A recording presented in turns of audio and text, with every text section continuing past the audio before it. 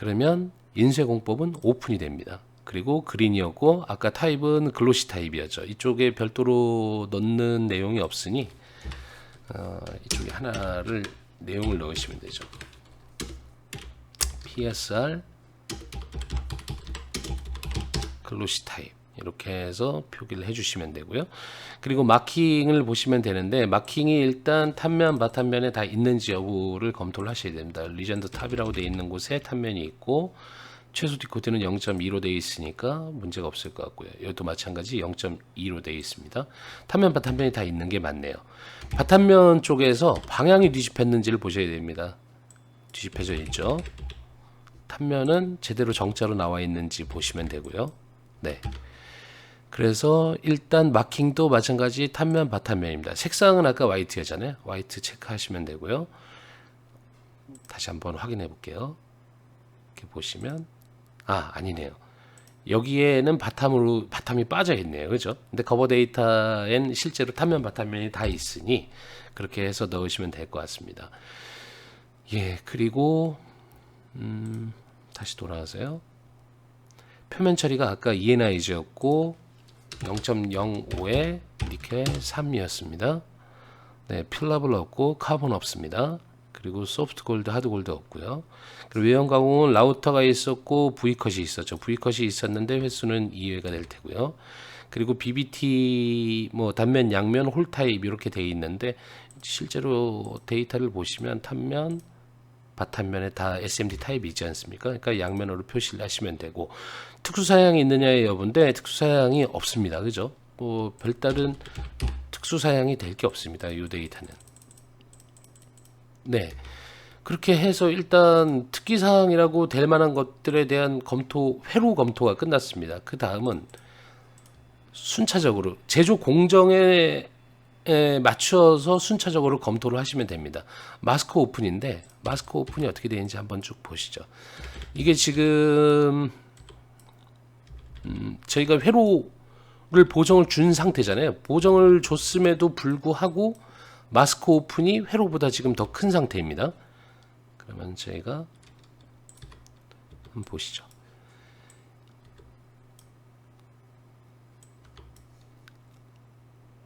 그렇다는 얘기는 지금 원래의 사이즈보다 편측으로 얘가 50이 더 컸었던 건데 저희가 아까 전에 보정을 줌으로써 그 사이즈가 더 줄어들었죠. 얼마가 줄어들었죠?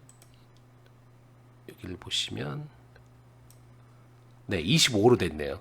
그러니까 여기에다가 전체 회로 보정을 40을 줬기 때문에 얘를 추가적으로 더 주시면 됩니다. 그래서 여기에 맞게 마스크 애뉴러링은 뭐 50이면 된다. 아니면 그러면은 마스크를 조금 더 보정을 주면 되겠죠. 캠에서. 그런 것들에 대한 내용이니까 어디에는 1대1로 돼 있고 어디에는 마스크가 좀 튀어 있다. 이런 것들을 검토해서 캠에서 작업할 때 문제 없게끔 해주는 게 사양 관리의 몫이니까 그런 것들을 찾아봐 주시면 됩니다.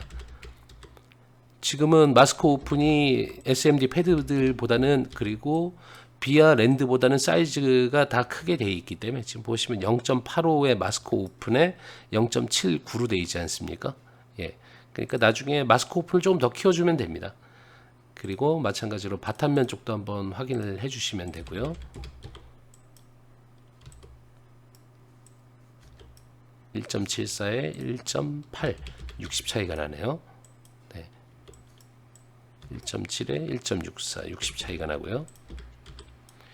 그리고 보시면 이쪽에 넌스로울이 아까 있었는데 넌스로울에 마스크 오픈이 없지 않습니까? 넌스로울에 마스크 오픈은 당연히 넣어주는 겁니다. 그래서 뭐 캠 작업을 하시는 분이 만약에 초보인 분이시라면 이런 부분도 사실 뭐 세세하게 다 넣어주면 좋겠습니다만은 그냥 넣지 않아도 그건 뭐 교육할 때 아마 다 들어가는 내용입니다. 넌스로울에 마스크 오픈 생성. 예, 이렇게 넣으시면 되고요. 그러면 마스크는 검토가 끝나진 않았습니다. 여기서 확인하셔야 될 게 뭐냐면 이 마스크 오픈에서 중요한 것들 중에 하나가 뭐냐면 바로 이 부분입니다. 이 부분을 얘기하고 싶은 건 뭐냐면 땜폭입니다. 땜폭. 지금은 여기가 100이지 않습니까? 보통 업체에서 100 또는 만약에 그린 맷 타입이 아닌 다음엔 120 정도를 선호하는 경우가 많거든요. 그러면 여기를 나중에 쉐입을 해야 될 겁니다. 지금 더더군다나 여기 마스크 애뉴러링이 50이 안 된다라고 한다면 이따가 보정을 더 줄 거지 않습니까? 그러면 100에서 간격이 더 줄어들게 될 텐데, 그러면 마스크 땜폭은 몇을 확보를 할 것이냐, 그거에 대한 내용을 적어 주셔야 됩니다. 지금 봤을 때 그 그린 글로시 타입이었기 때문에 100 정도 확보하면 되는데, 이따 마스크 오픈을 더 키워줄 거기 때문에 이렇게 쓰시면 됩니다. 마스크 오픈 클리어런스는 50 미크론, 그리고 마스크 오픈 커버리지는 70 미크론. 커버리지는 제가 다시 설명드리겠습니다. 그리고 마스크 땜폭은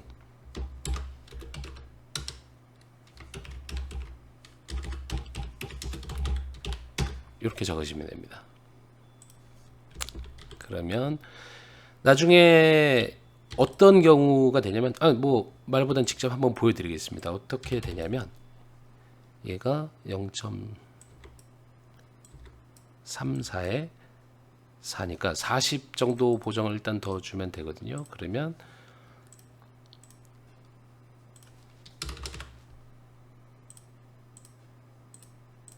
이렇게 되는데, 그러면 간격이 아까 100이 확보가 됐었던 녀석이 60이 되어버리지 않습니까?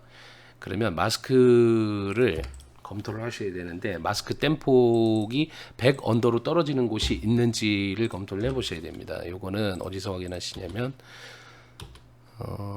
솔더 땜 체크를 통해서 100 언더로 되어 있는 곳이 어디냐, 85개가 걸리죠. 요 구간들입니다. 요 구간들, 그리고 요 구간, 바탕면에는 걸리는 곳이 없네요. 탄면 마스크 오픈 쪽에만 걸리는데, 여기 구간 쪽을 방금 100을 확보를 해주라고 했으니 나중에 캠에서는 작업을 이쪽에서 아마 쉐이브를 해줄 겁니다. 그래서 100을 확보하기 위해서 이렇게 잘라낼 겁니다. 그러면 다시 전후로 보시면 이렇게 되겠죠. 땜폭은 굉장히 그 고객사 쪽에서도 SMT를 칠 때 옆으로 전이되는 걸 방지하기 위해서 중하게 생각하기 때문에, 여기에서 우리 제조사에서 여기 마스크 애뉴러링이 안 나온다라고 해서 이 땜을 없애는 경우는 사실 바람직하진 않습니다. 근데 너무 이게 타이트하기 때문에 제조하는데 큰 문제가 있다라고 한다면, 사양 쪽에서는 어떻게 그 문의를 하셔야 되냐면, 이 부분을 통으로 열어도 되겠느냐, 마스크 오픈을 아예 이쪽에 PSR 땜이 남아있지 않게끔 통으로 열어도 되겠느냐라고 제안을 하셔야 됩니다.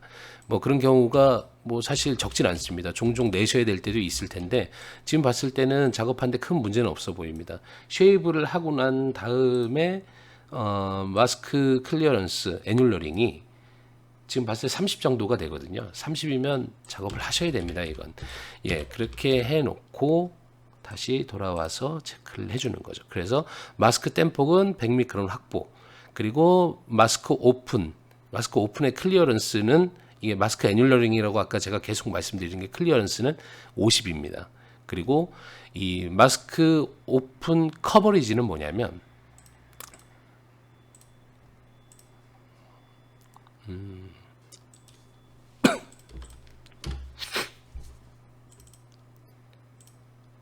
이 부분입니다. 솔더 마스크라고 제가 기능으로 해야만 걸릴 것 같으니까 일단 보여드리겠습니다.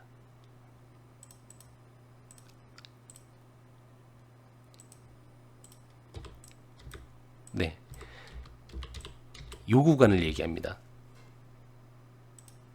여기에서 여기까지의 거리, 그러니까 회로 동박에서 마스크 오픈까지의 거리, 이걸 얘기해 주는 거거든요. 이걸 뭐 제조사마다 다 다르겠습니다만은 뭐 굉장히 타이트하게 능력치가 좋아서 짧게 가져가는 구간도 있지만 뭐 보통은 한 70, 75 정도 이상은 더 가져가야 될 겁니다. 일단은 제가 확인을 시켜드리냐고 100으로 돌려서 이렇게 해놨는데 이렇게 캠에선 작업을 하게 됩니다. 회로에서 마스크 오픈까지의 거리가 안 나오는 곳은 회로를 움직여주는 게 아니라 마스크 오픈을 잘라주는 겁니다. 이렇게 작업을 하시면 되고요. 그래서 마스크 커버리지를 우리가 70은 확보를 하고 가야 된다. 표기를 해준 겁니다. 쭉. 예, 그래서 마스크 작업도 이렇게 해서 끝내시면 되고요. 그 다음에 실크. 네, 실크는 최소 디코드를 확인해 보시면 되고, 그리고 회로하고 마스크를 같이 띄워놓고 보셨을 때, 이쪽에 있는 이 글자들을 그 텍스트들을 마스크 오픈에 의해서 마스크 오픈 위에 이렇게 올라가서 이미지를 나중에 스크래치를 이 컷을 해줄 거거든요. 스크래치를 해주고 나면 글자가 잘 안 보이게 될 정도로 마스크 오픈 위에 올라가 있는 것들이 있습니다. 그것들을 이동해 줄 수 있으면 이동을 해주고, 이동이 불가능하다라고 한다면은 불가피하게 그냥 진행을 하셔야 됩니다. 그런 것들이 있는지 여부를 캠에서 사양에서 검토를 해주고, 캠에서 그 구간은 특별히 좀 신경을 써줘라라고 체크를 해주시면 됩니다. 탄면은 일단 별로 문제가 없어 보이고요. 바탄면도 크게 문제가 없어 보입니다. 이렇게 해서 실크까지 검토를 하셨고, 아까 그 도면에 보시면 그 UL 주차 같은 것들이 있었는데 네, 방향이 별도로 표기는 안 되어 있습니다. 그래서 방향이 별도로 표기 안 되어 있기 때문에 적당한 곳에 넣으시면 되는데, 아까 상대적으로 실크 탄면보다 만약 탄면에 넣을 구간이 여유가 있으면 탄면에 넣는 게 사실은 가장 좋습니다. 탄면에 넣으시면 되고, 예, 충분히 간격은 나오겠네요. 이쪽에 외형사 나오실 때 이쪽, 뭐 이쪽, 그러니까 식별이 용이한 구간에 넣으셔야 되는데 이런 곳에 넣는 것은 안 되지 않습니까? 이 위에 부품이 올라가고 난 다음에는 가려지는 구간이니까 넣으면 안 되고 이런 곳에 넣으시면 될 것 같습니다. 그리고 만약에 고객사의 어떤 그 로고가 있다면 로고 근처에 넣으시는 게 좋아요. 그래야 저 한눈에 확 띄거든요. 예. 네, 실크까지 확인을 했습니다. 그러면 일단 사양 검토는 끝났습니다. 검토는 끝났고 그 다음에 하셔야 될 건 뭐냐면 도면을 만드셔야 됩니다. 아까 전에 2 곱하기 1의 배열로 되어 있었고 기판 간의 간격은 2mm로 떨어뜨리고 위아래 10mm의 더미를 넣어서 V컷으로 가라라는 그런 내용이 있었지 않습니까? 그렇기 때문에 도면을 여기에 있는 이 외형을 옆으로 2mm 간격을 띄어서 움직여주고 위아래로 SMT 레일을 달면 됩니다. 그걸 제가 미리 만들어 놨는데 그 만들어진 것이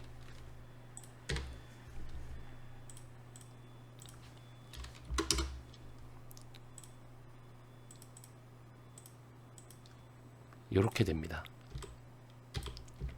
근데 이제 그 툴링홀이나 인식마크 같은 것들에 대한 사양을 고객사에서 지정을 하진 않았지 않습니까? 그래서 문의사항이 만약에 있다면 문의사항을 낼 때 우리 이렇게 진행하겠습니다라고 제안을 하시면 될 것 같습니다. 그래서 어차피 이것도 뭐 별도의 그 방향성에 대한 얘기도 안 나왔기 때문에 같은 방향으로 해서 넣겠다. 그리고 툴링홀은 4파이로 각 4군데에다가 넣겠다. 모서리마다. 그리고 여기에 지금 좌표도 넣어줬으면 좋겠는데 사실은 5에 5로 돼 있거든요. 근데 이거는 뭐 크게 확인하진 않으셔도 될 것 같습니다. 4개, 다이아미터는 4파이짜리, 공차는 76으로 하겠다. 이렇게 해서 4군데에 넣으시면 되고, 인식 마크는 이렇게 됩니다. 피듀셜 마크를 1파이로 넣을 거고, 그리고 마스크 오프는 아이고 죄송합니다. 3mm로 넣겠다. 이렇게 해서 넣고 4군데인데 하나, 둘, 셋, 4군데 중에 한 군데만 제가 이 디멘션을 표시를 한 이유는 여기는 여기서 떨어진 구간이 다 10mm씩입니다. 저 센터 투 센터가 다 10mm인데 한 군데만 15mm로 해놨거든요. 여기 이 엣지에서는 20mm가 될 테고요. 이유는 한 군데가 방향성이 틀려야만 그 SMT가 그 역삽입되는 것을 방지할 수가 있습니다. 그렇기 때문에 한 군데만 틀어주면 되니까 인식 마크는 반드시 동일한 좌표에 넣지 마시고 모서리 기준으로 했을 때 한 군데 정도는 틀어주는 게 좋습니다. 어쨌든 이렇게 해서 제한을 할 겁니다. 2mm를 띄워주고 10mm짜리 집어넣고 V컷을 쳤을 때 성능상의 문제 없습니다. 그리고 이쪽에 R 값을 살려주기 위해서 라우팅을 이렇게 그리고 각 모서리마다 다 넣었습니다. 요거를 제한을 하면 되는 거겠죠. 네, 그러면 이렇게 됐습니다. 그리고 우리가 해야 될 것은 도면도 이제 발생이 됐고요. 지금 이제 보정을 준 데이터이기 때문에 저장은 계속 하지 않았습니다. 저장을 해 놓으면 나중에 원본을 추출할 수가 없기 때문에 일단 커버 데이터 연 것을 어디 있죠? 여기 있습니다. 네. 예, 이렇게 돼 있는데 저희가 해야 될 게 뭐냐면 BBT 데이터를 출력을 해줄 겁니다. BBT 데이터는 DPF를 호환하는 곳이 많지 않기 때문에 274X로 해주거든요. 네, 274X는 BBT에서 필요한 데이터만 있으면 되지 않겠습니까? 그러니까 뭐 실크까지 다 하셔도 좋습니다. 어차피 확인용이니까. 네, 이렇게 회로, 마스크 오픈, 실크, 그리고 외형선, 그리고 드릴 이렇게까지만 출력을 하죠.